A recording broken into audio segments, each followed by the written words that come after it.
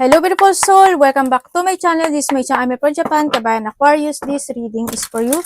Tingnan natin ang taong nakakonect sa'yo. Hindi ko na-explain. Palagi naman natin itong ginagawa. Okay, tingnan natin ang kanyang nararamdaman sa'yo, intention, behavior, anong nararamdaman mo, anong hidden secret, or anong advice sa'yo. Siyempre, sa mga nagkahiwalay naman, Aquarius, at saka gusto ng mga clarity in life, when it comes sa connection na to, kuha tayo ng mga messages, no? Yung mga gusto mo rin marinig, no? Kukuha tayo dito. Tingnan natin. Tao na ako na kay Aquarius. Anong nararamdaman mo kay Aquarius? Pwedeng kapatid, magulang, kaibigan, karelasyon, or pamilya, kung sino man ito. Tao na ako na kay Aquarius. Ano, vice versa tayo ha. Ano ang nararamdaman mo kay Aquarius? Siyempre, yung mga gusto magpa-personal reading, in description below po ang details. Pakicheck na lang. Tao na ako na kay Aquarius. Ano ang nararamdaman mo kay Aquarius?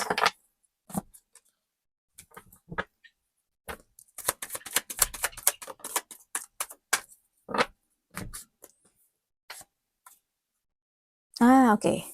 Nararamdaman niya sa'yo, sa mga nagkahiwalay dyan, ang nararamdaman niya sa'yo, Aquarius, ang dami mo daw, gustong gawin, ang dami mo daw gustong sabihin, ang dami mong sinasabi, ang dami mong gustong i-move, ang dami mong ganito, ganyan. Parang, you want always be perfect.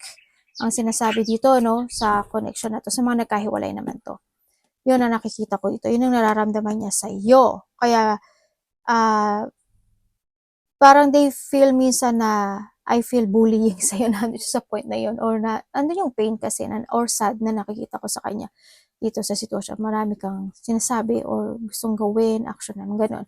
Kung kayo naman is in connection na walang third party, nararamdaman niya sa'yo is nandun siya sa point na ikaw daw yung tao, Aquarius, na alam mo yung nararamdaman niya kasi gusto, siyempre hindi yung point na gusto kanya kausapin, gusto niya na mga bagay na pwedeng you are the person na palaging nagbibigay sa kanya ng advice, pwedeng ganun, or palaging nandun yung point na marami ka rin sinasabi sa kanya, or vice versa, pwedeng vice versa yun na nandun sa point, or yung may mga bagay na if I want something clarity, or kung may mga bagay na dapat na desisyonan, parang you are the person na gumagawaan nun, ganun. Or vice versa tayo ha, yan na nakikita ko dito. Parang andun din yung pagiging nararamdaman niya kasi parang smart, or andun yung always na you are more on focus, and pagdating doon sa situation or any situation in life, nandun yung devotion mo. No? Yun ang nararamdaman niya sa'yo. You always try to make it balance. Kahit sa aspeto ng buhay mo yan. So may mga third party. Yung nararamdaman niya sa'yo is masakit ka daw magsalita or nasasaktan siya sa mga sinasabi mo or mga bagay na ginagawa mo, pwedeng nandun sa point. Nararamdaman niya rin sa'yo na sa may mga third party, kasi hindi ko alam kung vice versa to parang may pagsisinungaling ako na nakikita. Ganun. Or handun yung point na you always say apology pagdating sa kanya. Hindi ko alam yung what way Siguro kasi, lalo na pag may third party, di ba, para hindi magkahiwalay, pwedeng nandun sa point na yun. Yun, tapos parang palagi mo daw siyang gustong itama sa mga bagay-bagay o sitwasyon. Ganun din naman sa mga walang third party or may mga nagkahiwalay. Yun ang nararamdaman niya sa iyo. Ganun din. Marami ka rin daw sinasabi. At parang nakakaramdam siya sa'yo na parang nakakapagod. Ganun din sa mga nagkahiwalay, no? Na yung pag-move kasi ng isa na parang nakakapagod tong connection na to. Kaya I need to move on. Parang nandun sa point na yun. Tingnan natin. Taon na connect kay Aquarius. Anong intention mo kay Aquarius? Siya talaga yung no? Okay. Vice versa. Intention niya sa iyo. Intention niya sa iyo, sa mga nagkahiwalay dyan. Intention niya sa iyo.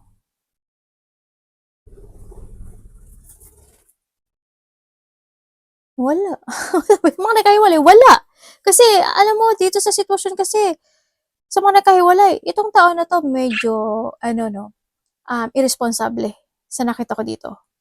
Kasi isa sa inyo naging patient naging irresponsible or yung intention niya sa'yo kasi is wala akong nakikita. Irresponsible, andun yung parang walang pahilig siya magpaliban. Ang nakita ko dito, no, itong taon na 'to, or nandun yung point na minsan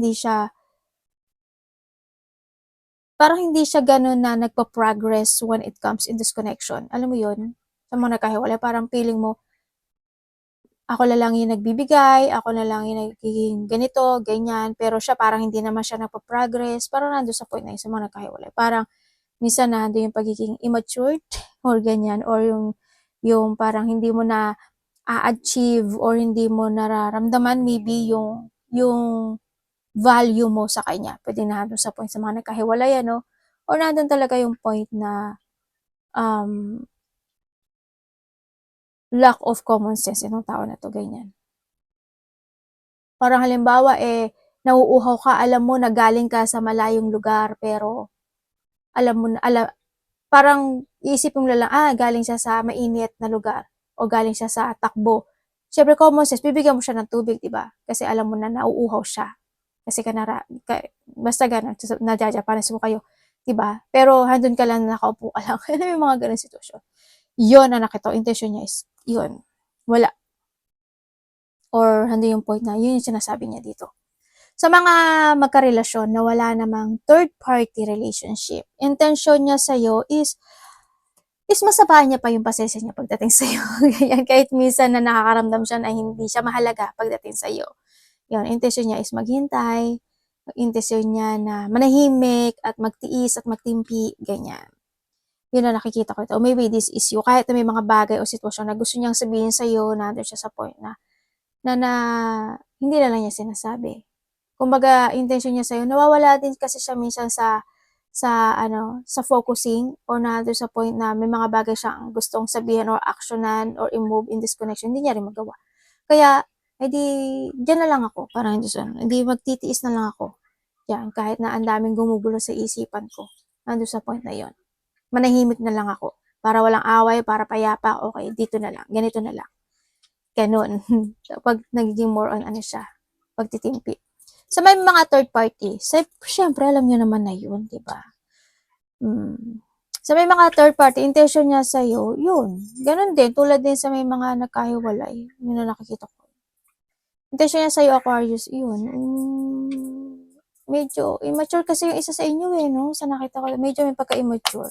Alam mo yung point na pwedeng handun yung point na nakakaramdam ka na undervalue when it comes in this connection. Kaya nararamdaman mo yan na ina-undervalue ka niya. Nararamdaman mo na wala naman siyang, hindi siya gano'n na same page mo na nagpo-progress na gustong maayos o gustong maging maganda or maging matatag yung connection. Parang nandun sa point.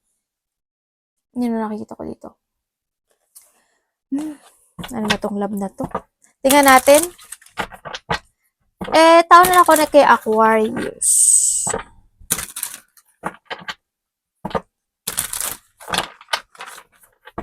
Ay, dito sa nararamdaman niya sa'yo andun siya sa point na nahabol ko tuloy kasi nakita ko to Para may gusto siyang sa may mga sa nararamdaman niya, sa mga kung may third party man yan o wala, may mga gusto siyang action or may mga bagay siya na gusto niyang itama or vice versa.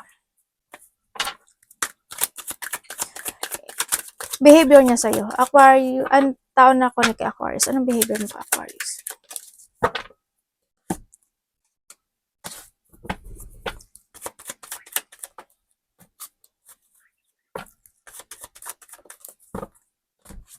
Okay, behavior niya sa'yo. Sa mga nagkahiwalay, behavior niya sa'yo, andun yung sitwasyon na hindi kanya kayang pakawalan. Andun siya sa point na yun.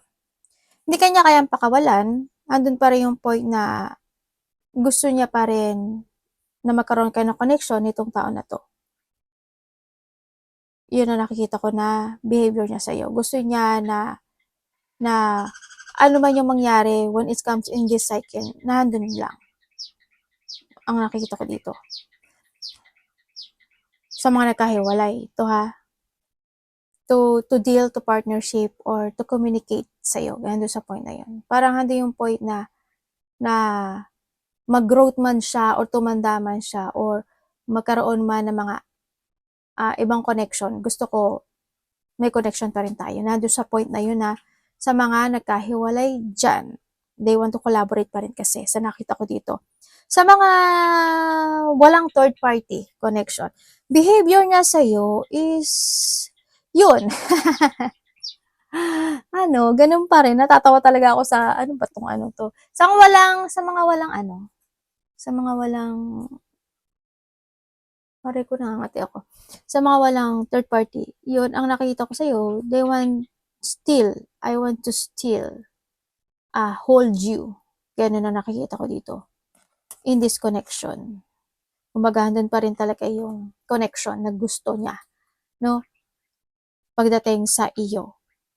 Behavior niya kasi, alam mo yung parang ikaw yung bumubuo ng pagkatao niya or bumubuo ng mundo niya o ikaw yung nakapagbibigay sa kanya ng accomplishment pagdating sa mga bagay-bagay. Pwede na doon sa point na yon.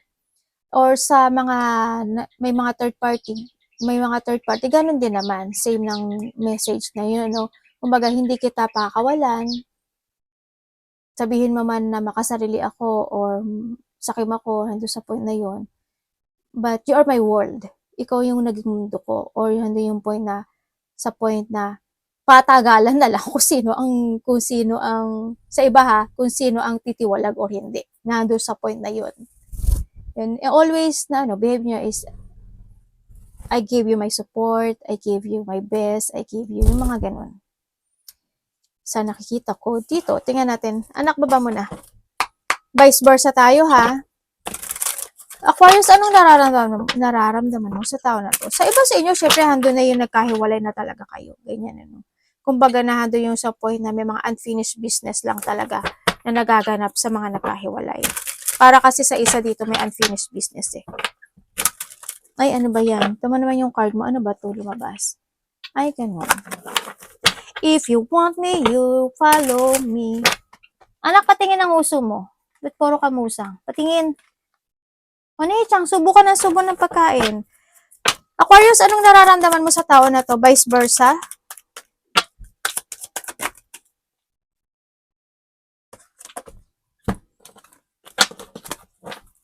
Ano ang nararamdaman mo sa tao na ito?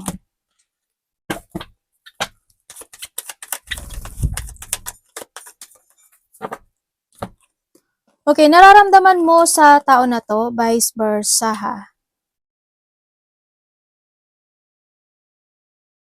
Nararamdaman sa mga nagkahiwalay, nararamdaman mo sa kanya, alam mo yung point na sa mga nagkahiwalay, nakaramdam ka sa kanya ng feeling emotions sa kanya, no? Nakararamdaman mo kasi sa kanya, alam mo yung point na kahit na nagkaroon ng mga struggle in the past when it comes to this connection, syempre gusto mo pa rin na magkaroon kayo ng harmony, magkaroon pa rin kayo ng peace or nandun yung point na matapos yung mga hidwaan o yung mga gulo o yung mga painful na nararamdaman mo, no? Nararamdaman mo rin sa kanya na siya yung tao na basta ginusto niya. Yung kapag kinopronta mo siya, umaayaw siya. Kasi siya yung tao na nararamdaman mo na parang ayaw niya kinokopronta siya at ayaw niyang sinasabihan siya or ayaw niya na ganun. Ang nakikita ko kasi sa kanya parang gusto niya na maintindihan mo lang siya sa gusto niya o maintindihan mo lang siya sa mga ginagawa niya o sa mga action o sa mga sinasabi. Nandun lang siya sa point na yun. Yun ang nakikita ko ha. Or vice versa tayo. Kumbaga ayaw niya, nararamdaman mo sa kanya na parang ayaw niya minsan ng argument when it comes sa mga bagay-bagay o sa connection na sa sitwasyon na to. Sa mga magka-connection, ganun din naman din no, sa nakikita ko dito. Yun, sa mga walang third party ha, you feel love, you feel gentle dito sa connection na ito. Yun nga, sinasabi, sa mga walang third party to ha, yun nga lang din minsan, kapag yun nga, pag nag-aaway kayo, nagiging okay din naman lahat, yun nga lang, nagiging sensitive lang talaga yung isa, no, pagdating dito sa connection na ito. Maaaring nandun yung madaling umiyak, or madaling masaktan, or talagang konting kibot lang, nagkakaroon na ng emotional situation, ng nakakaramdam na ng emotional situation. But still naman, dahil sa mga wala naman third party, pinipilit pa rin naman ng isa because of the caring at because dun sa love na yun, pinipilit pa rin na magkaroon ng pagkakasundo kahit nagkakaroon ng mga struggle situation. Kumbaga, mabait talaga yung isa sa inyo dito sa sitwasyon. Yun ang nakikita ko dito. And then, kung kayo naman is may third party, oo nga, meron nga. Medyo may mga struggle situation kasi. At alam ko na nararamdaman mo na may third party, sa iba. Kasi andun yung pagiging, intuitive person, yan. Nararamdaman mo sa kanya yun nga. Pagka ginusto niya. Kaya, ikaw na lang din yung nagbibigay pasensya sa kanya. Parang ikaw yung vice versa tayo, parang ikaw yung nagiging mas more on matured pagdating sa kanya sa pag-iisip. No? Yun na nakikita ko dito. Vice versa.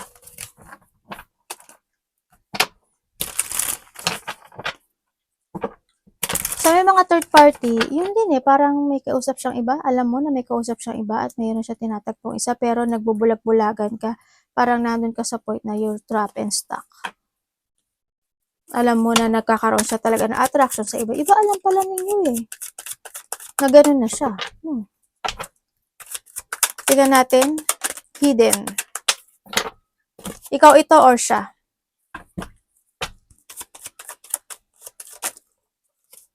Okay, what is the hidden?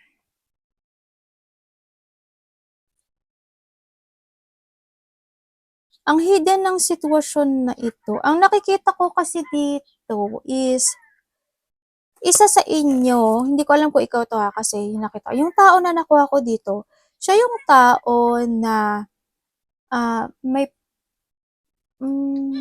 yung mga, hindi ko alam kung nasa isip lang nitong tao na to, o ginagawa niya kasi yung mga sitwasyon na, they always broke the situation or yung yung point na may mga sad memories na nararamdaman or yung point na isa is na stagnant talaga yung energy na ito. So nakikita ko dito, they valuing the connection or yung point na pinipilit niya maging magpaka-mature dito sa sitwasyon pero alam mo yung kinikim-kim na lang niya yung nararamdaman niya.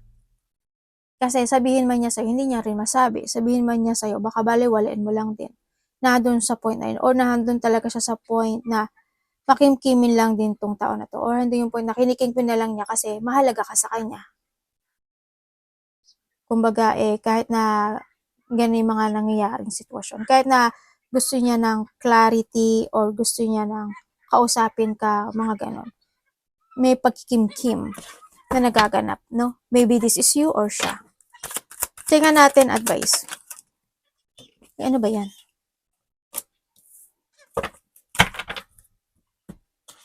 Ay, devil. Ano ba yun? Universe advice po. Vice versa yan,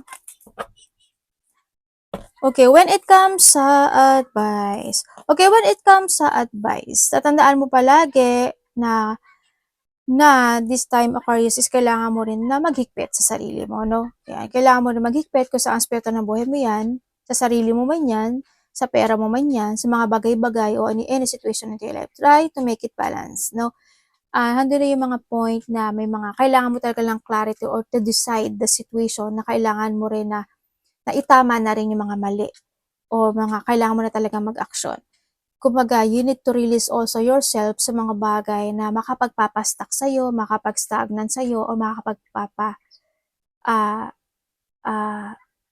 makakapagpahatak sa'yo to a darkness situation. Kumbaga, release yourself sa mga bad habit, sa mga bad situation, sa mga tao na if there's an obsession, umalis ka doon, o mga toxic person, relationship, ganyan, o connection, umalis ka doon.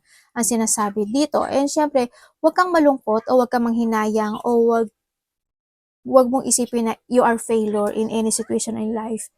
Ang sinasabi lang dito is, you need to focus to yourself and you need to rebuild or to restructure again yourself to a new you. Hanggang sa point na yun. Kailangan mo rin ng self-care, kailangan mo rin na buuin muli yung sarili mo or kailangan mo rin mag-focus sa sarili mo para magkaroon ka ng mental peace sa buhay mo. Or, syempre, be stable, no? Kailangan ka, value the person who value you. The family, the connection, ganyan. Kumbaga, wag ka dun sa ikaka-toxic mo or ikaka-ano mo, no? Hindi magandang situation. Tingnan natin message.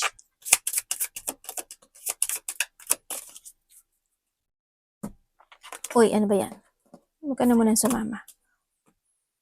Okay, stalking their social media. Okay, isa sa inyo, sa mga nagkahiwalay dyan, or may mga third party, isa sa inyo talaga na handon yung pag-stalk, no? Kung paano niya ginagawa, I don't know, pero handon yung secretly obsessed yung isa sa inyo. Pwedeng ikaw ito, or pwedeng siya ito. Sa mga nagkahiwalay at may mga third party, no, sa nakikita ko dito. And this wasn't love, fantasy. Okay, sa iba sa inyo, sa mga nagkahiwalay, or sa may mga third-party relationship, na handun yung point na naramdaman mo or maybe you know the truth na this connection this is not a love. Pwede na sa point na yun. Or vice versa. Ano lang to, it's a fantasy. Parang handun yung point na this is only an obsession. Hindi siya connected siya sa love, no? Yun ang nakikita ko dito. Parang kung sa mga nagkahiwalay dyan, ginamit ka lang. Nandun sa point na yun, ano? Well, kung paano mo i-connect yan. Soul comeback online, energy return, alignment, spiritual reset.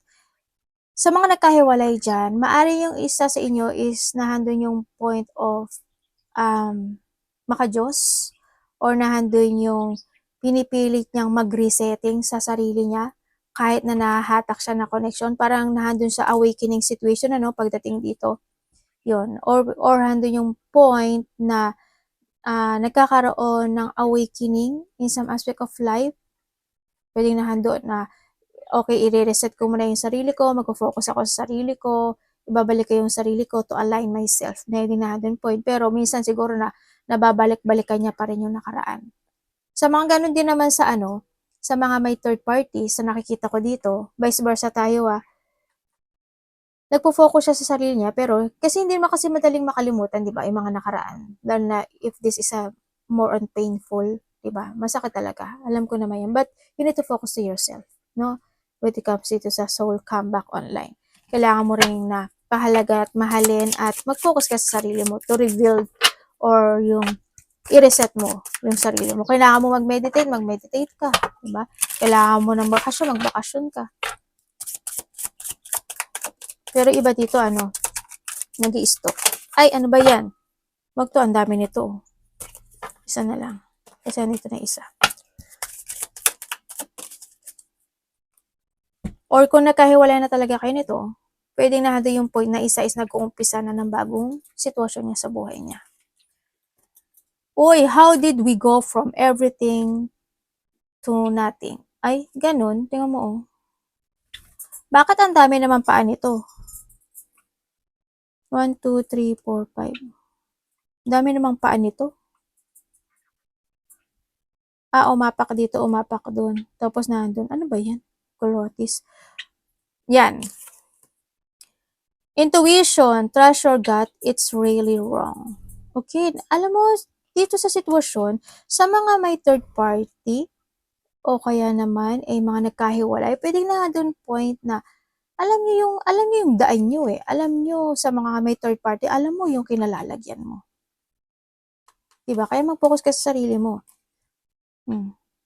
Alam mo kung sa kalalagay. Nandito rin yung point na malakas yung instinct ng iba, no? Dito malakas yung pakiramdam ng iba. Ayan kasi, nandito kasi si soul. Nandito rin yung intuition. Tsaka iba dito is, yun nga, sa mga nagkahiwalay, alam mo na, alam ng isa sa inyo na walang patutunguhan yung connection na ito. Kaya nahando na rin yung isa na rin. Pero isa nahatak pa, unfinished to. There are things I never got the chance to tell you. Uy, may mga gusto pa palang sabihin ng bawat isa sa inyo, no? Ganon din sa may mga third party. Kumbaga, may mga bagay o sitwasyon na gusto niya sabihin pero hindi niya masabi sa'yo. Yun na nakikita ko dito. Kasi siguro may mga tumatakbo sa isip niya na, what if? Kaya ini-stalk ka na lang niya, no? Or ini-stalk mo siya. Kung parang nando'n sa point na gusto niya sabihin na, "May nararamdaman ka pa ba sa akin?" Parang kung may mga third party 'no, "Ako ba talaga? Mahal mo pa ba ako?" Mga ganyang sitwasyon. Well, kung paano mo iko-connect 'yan, it's up to you. Arigatou namaste, God bless.